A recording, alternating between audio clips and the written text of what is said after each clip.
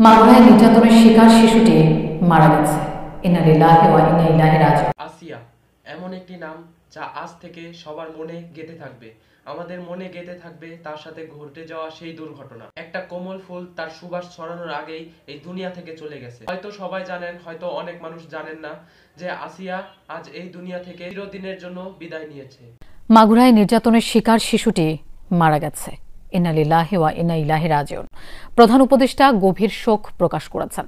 আসামিদের দ্রুত বিচারের আওতায় নিয়ে আসার নির্দেশ দিয়েছেন তিনি।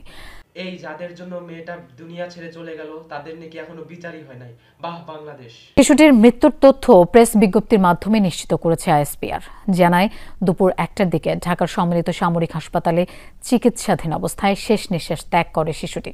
আমি হঠাৎ করে বিকালে টিভিতে আসিয়ার নিউজ দেখতে গেলাম, আর নিউজ চ্যানেল খোলার সাথে দেখি বলে আসিয়ার দুনিয়াতে নেই।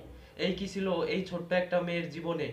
আর যারা এই দুর্ঘটনাটা ঘটালো তাদের কি বিচার হবে না? বাংলাদেশ কি এতটাই অন্ধ, আইন কি এতটাই অন্ধ যে এদের বিচার হবে না? আজ সকালেও ৩বার কার্ডিয়াক অ্যারেস্ট হয়। ২বার স্থিতিশীল করা গেলেও তৃতীয়বার আর হৃদস্পন্দন ফিরে আসেনি। আর কত না আমাকে বোঝান, আর কতটা লড়াই করছে সে মৃত্যুর সাথে। কিন্তু বাংলাদেশে কি এখন এরকমই চলবে যে সকল মানুষ মারা যাবে কিন্তু আইন সবসময়ের জন্য অন্ধ হয়ে থাকবে? মামলা করেন তার মা। মামলায় শিশুটির বোনের শ্বশুর, ভগ্নিপতি, শাশুড়ি ও ভাসুরকে গ্রেফতারের পর রিমান্ডে নেওয়া হয়েছে। শুধু রিমান্ড রিমান্ড রিমান্ড, যেদিন থেকে এইগুলো হইতেছে সেদিন থেকেই শুনতেছি তাদের রিমান্ডই শেষ হয় না। আর যেই সব বিয়াদবের জন্য আজকে আমাদের ছোট বোন এই দুনিয়া থেকে চিরস্থায়ীভাবে বিদায় নিয়েছে, তাদের জন্য একটাই আইন, তা হলো ফাঁসি। তাদেরকে যদি ফাঁসি দেওয়া হয় সকল মানুষের সামনে যদি তাদের ফাঁসি দেওয়া হয় তাহলে আমাদের জানে একটু শান্তি আসবে। আমার আর কিছু বলার নেই।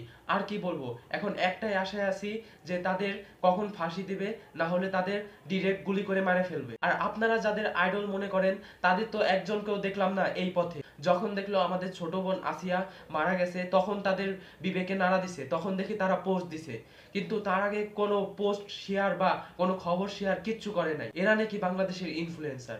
যাই হোক, শুধু এখন একটা দোয়াই যে আল্লাহ যেন আসিয়াকে জান্নাত নাজিল করে। ভিডিওটা আজকে এই পর্যন্তই। সবাই সুস্থ থাকবেন, ভালো থাকবেন এবং এই খবরটা সবার মাঝে শেয়ার করে দেবেন যাতে আরো সকল লোক যাতে এই সম্পর্কে জানতে পারে।